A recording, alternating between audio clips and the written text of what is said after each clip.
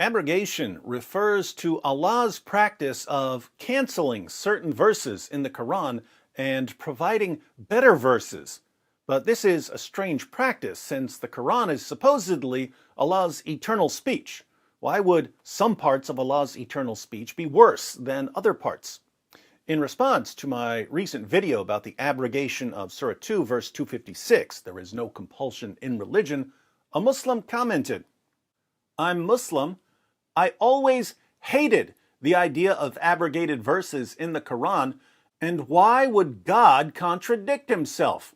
I don't believe in abrogated verses. But I noticed a tune of hate in you. I hope you seek the truth, not loyalty to your ideas. And I'm sorry if the media won't give Christians a chance to speak without called Islamophobic. I think that is one of the reasons why the West hate Islam." Why do they make it so easy?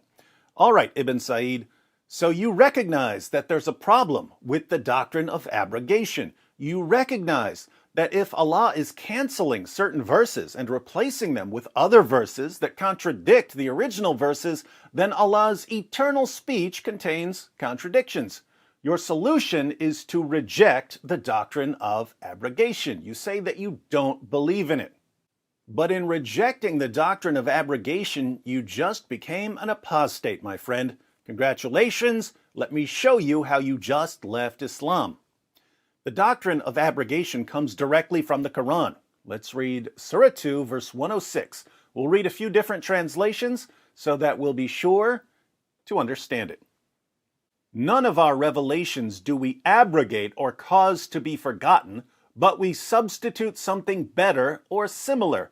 Knowest thou not that God hath power over all things?" Whatever a verse, revelation, do we abrogate or cause to be forgotten, we bring a better one or similar to it. Know you not that Allah is able to do all things?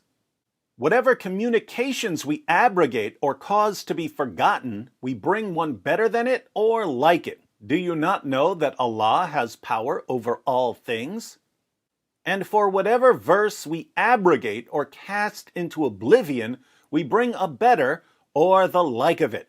Knowest thou not that God is powerful over everything? Whatever verse we may annul or cause thee to forget, we will bring a better one than it or one like it. Dost thou not know that God is mighty over all? Whatever verses we cancel or cause thee to forget, we bring a better or its like. Knowest thou not that God hath power over all things? So Allah abrogates or cancels certain verses and replaces them with similar verses or better verses. Ibn Said, you've already said that you hate the doctrine of abrogation, which is somewhat ironic since you later accuse me of hate. But the only one hating abrogation here is you, Ibn Said. I absolutely love it because it helps me expose the Quran. All we have to do is look at the historical background of Surah 2, verse 106. We find the historical background in Al-Wahid's Asbab al-Nuzul. Nothing of our revelation, even a single verse, do we abrogate or cause to be forgotten, but we bring in place one better or the like thereof. Surah 2, verse 106. The commentators of the Quran said, "The idolaters said, do you not see that Muhammad commands his companions with something and then forbids them from the same and commands them to the exact opposite? One day he says something and the following day he retracts it. The Quran is nothing but the speech of Muhammad who has invented it. It is a speech that contradicts itself. Allah, exalted is He, therefore revealed this verse. And when we put a revelation in place of another, Surah 16, verse 101, and also nothing of our revelation, even a single verse, do we abrogate or cause to be forgotten, but we bring in place one better or the like thereof." So the pagans noticed that Muhammad kept contradicting himself.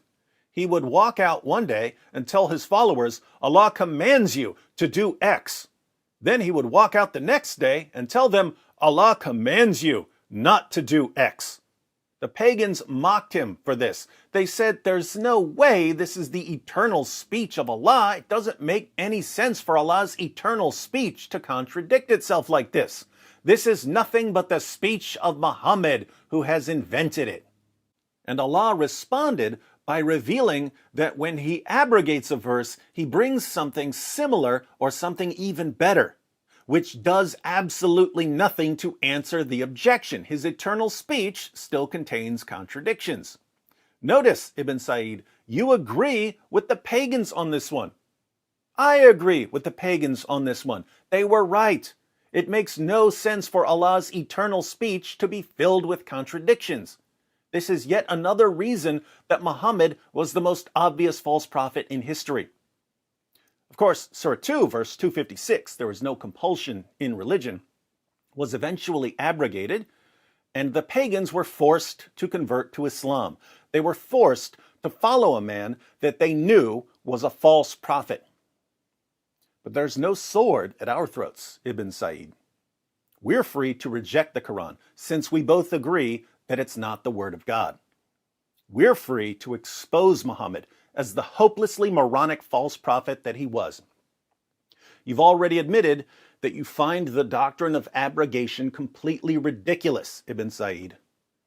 Now you should admit that you've abrogated your belief in Islam. Where's Allah? Where is Allah? This is such a foolish question. Where's Allah?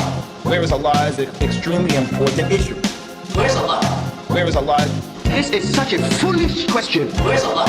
Where is Allah is an extremely important issue. He is over his throne, over his throne.